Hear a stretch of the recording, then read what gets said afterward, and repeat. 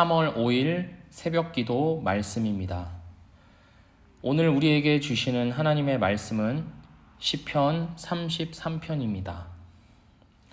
시편 33편을 다 읽지 않고 1절에서 5절, 13절에서 15절, 18절에서 19절 이렇게 읽도록 하겠습니다. 제가 하나님의 말씀을 봉독하겠습니다. 너희 의인들아 여호와를 즐거워하라. 찬송은 정직한 자들이 마땅히 할 바로다. 수금으로 여호와께 감사하고 10줄 비파로 찬송할지어다. 새 노래로 그를 노래하며 즐거운 소리로 아름답게 연주할지어다.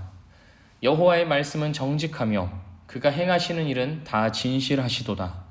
그는 공의와 정의를 사랑하시며 세상에는 여호와의 인자하심이 충만하도다. 여호와께서 하늘에서 굽어보사 모든 인생을 살피시며 곧 그가 거하시는 곳에서 세상의 모든 거민들을 굽어 살피시는도다. 그는 그들 모두의 마음을 지으시며 그들이 하는 일을 굽어 살피시는 이로다. 여호와는 그를 경외하는 자 곧 그의 인자하심을 바라는 자를 살피사 그들의 영혼을 사망에서 건지시며 그들이 굶주릴 때에 그들을 살리시는도다. 아멘. 제가 며칠 전에 쇼핑몰을 갔습니다. 거기서 와이셔츠 하나를 봤습니다. 디자인이 마음에 들고 또 마침 와이셔츠도 하나 필요해서 그 와이셔츠를 사려고 했습니다. 그런데 저는 95 사이즈를 주로 입는데 그 디자인은 사이즈가 100밖에 없다는 것입니다. 너무 아쉬웠습니다. 그래서 아쉬운 마음에 입어나 보자 해서 입어보았는데 이게 웬걸 몸에 딱 맞는 것입니다. 팔을 넣고 첫 번째 단추를 채우는 그 순간에 저는 확신했습니다. 이거는 내 거다. 너무 기분이 좋았습니다. 팔 길이도 딱 맞고 목둘레도 딱 맞아가지고 참 편했습니다. 살 수 없을 줄 알았는데 딱 맞는 또 마음에 드는 디자인으로 와이셔츠를 살 수 있어서 너무 기분이 좋았습니다. 이처럼 그리스도인들에게도 딱 맞는 옷이 있습니다. 이 딱 맞는 옷을 입으면 기분이 참 좋습니다. 사이즈가 딱 맞기 때문입니다. 팔 길이와 목둘레가 딱 맞는 것처럼 이 옷을 입으면 이게 내 옷이구나 라는 것을 단번에 깨닫게 됩니다. 그게 무슨 옷일까요? 바로 찬송입니다. 이 찬송이라는 옷은 하나님의 자녀인 우리들에게 가장 잘 어울리는 옷 중에 하나입니다. 다윗은 이 사실을 알고 있었습니다. 그래서 1절에서 이렇게 말합니다. 찬송은 정직한 자들이 마땅히 할 바로다. 더 정확한 의미로는 이렇습니다. 찬송은 정직한 자들에게 어울린다 라는 말입니다. 그러니까 찬송은 정직한 자들, 곧 하나님을 믿으면서 살아가는 자들에게 어울리는 일이다. 딱 맞는 옷이다. 이렇게 말하고 있는 것입니다. 그래서 2절에서는 수금으로 여호와께 감사하고 10줄 비파로 찬송하라고 요구하고 있습니다.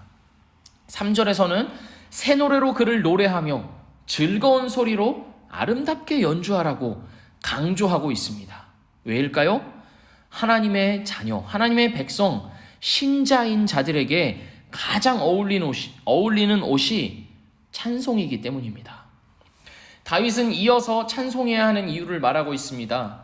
4절부터 11절까지 찬송의 대상이 되시는 하나님이 어떤 분이신지를 말하기 시작합니다.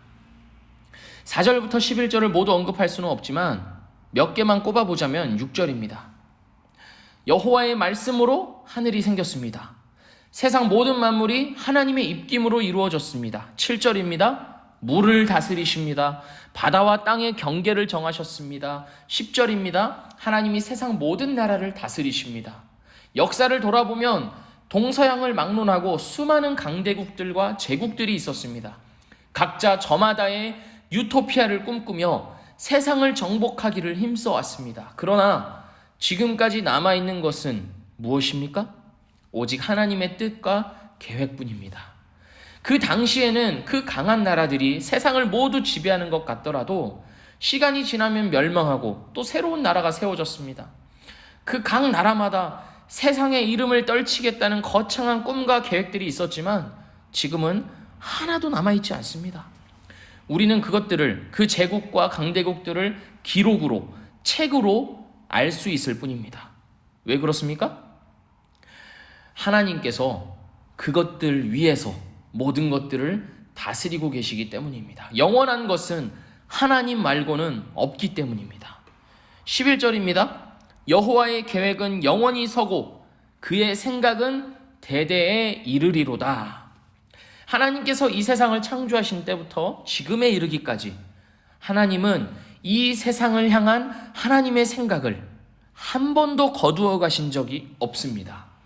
모든 역사의 진행이 하나님의 생각 아래서 진행되어 왔습니다. 하나님의 계획대로, 하나님의 스케줄대로 모든 것이 이루어져 왔습니다. 우리가 우리 생각대로 살아가고 있는 것 같지만 실제로는 그렇지 않습니다. 사람들이 저마다의 생각으로, 계획으로 살아가고 있는 것 같아도 실제로는 그렇지 않습니다. 하나님이 그리고 계시는 큰 그림 안에서 그 그림을 이루는 한 조각으로 살아가고 있는 겁니다.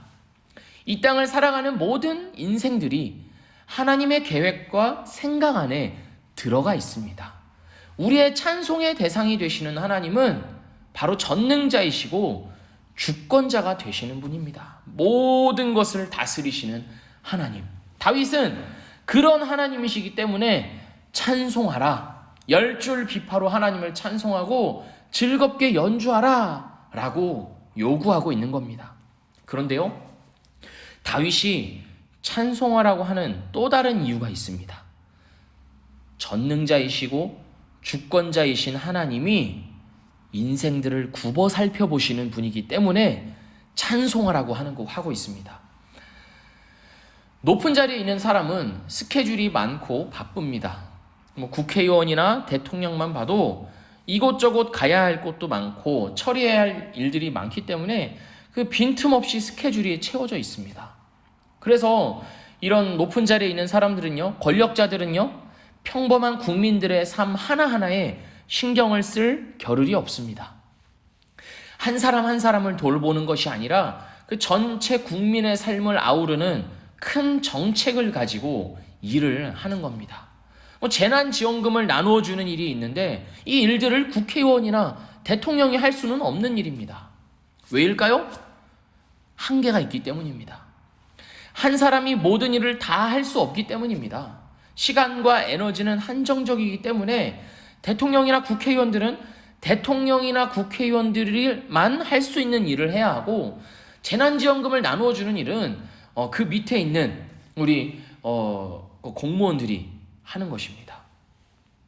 그래서 이 권력자들, 높은 자리에 있는 사람들은요, 평범한 사람들의 삶을 다 알지는 못합니다. 한 사람 한 사람을 다 살펴보고 이렇게 돌볼 그런 겨를이 없습니다.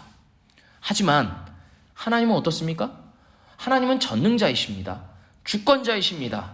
세상의 모든 일들이 하나님 안에 있고 하나님의 손이 모든 세상을 다스리고 계십니다. 그런데 동시에 하나님은 인생들을 굽어 살펴보시는 분입니다. 13절, 14절입니다. 여호와께서 하늘에서 굽어보사 모든 인생을 살피시며 곧 그가 거하시는 곳에서 세상의 모든 거민들을 굽어 살피시는도다. 하나님은 하늘에서 이 세상을 통치하고 계십니다. 하지만 하나님은 세상을 통치하는 일만 하시지 않습니다. 하나님은 하늘에서 인생들을, 우리 같은 인생들을 굽어 살펴보십니다. 아주 자세히 살펴보신다는 말이 굽어 살펴본다는 말입니다. 관심을 가지고 주목해서 본다는 말이 굽어 살펴본다는 것입니다. 15절을 보시면 하나님은 우리의 마음을 보고 계시고 우리가 하는 일들을 살펴보십니다. 아주 따스한 눈빛으로, 사랑의 마음으로 우리에게 모든 관심을 기울이고 계시는 분이 바로 우리의 하나님입니다. 다윗은 이러한 이유로 하나님을 찬송하라고 요구하고 있습니다. 전능자이시고 주권자이신 것만으로도 찬송받기 합당하신 분인데, 그 하나님이 우리를 돌보시고 사랑하시고 살펴보시기 때문에 하나님을 찬송하라고 외치고 있습니다. 그뿐만이 아닙니다. 또 한 가지 이유가 있습니다. 바로 그 하나님이 우리를 구원하시는 분이기 때문입니다. 죄의 자식으로 태어나 사망이라는 종착점을 향해서 갈 수밖에 없는 우리를, 저주받은 인생을 하나님께서 건져주시고 살려주시기 때문입니다. 19절입니다. 그들의 영혼을 사망에서 건지시며, 그것뿐만입니까? 이 세상을 살아가면서 하나님이 우리를 늘 채워주시고 인생의 어려운 순간마다, 위기 때마다 우리를 구해주시고 살려주시기 때문입니다. 마찬가지로 19절입니다. 그들이 굶주릴 때에 그들을 살리시는도다. 하나님이 이런 분이신데 어찌 하나님을 찬송하지 않을 수가 있냐고 다윗은 소리쳐 외치고 있습니다. 하나님이 우리에게 베풀어 주신 구원의 은혜와 사랑의 돌봄은 우리가 평생 찬양하여도 모자라지 않겠습니까? 바로 이런 이유로 해서 찬송은 우리에게 딱 맞는 옷입니다. 하나님의 백성이요 자녀된 자들, 하나님을 주로 고백하는 모든 그리스도인들에게 있어서 찬송은 언제 어디서나 입어도 어울리고 아름다운 딱 맞는 옷입니다. 우리는 이 옷을 늘 입고 살아야 합니다. 이 옷이 우리 몸에서 벗어지는 일이 없어야 합니다.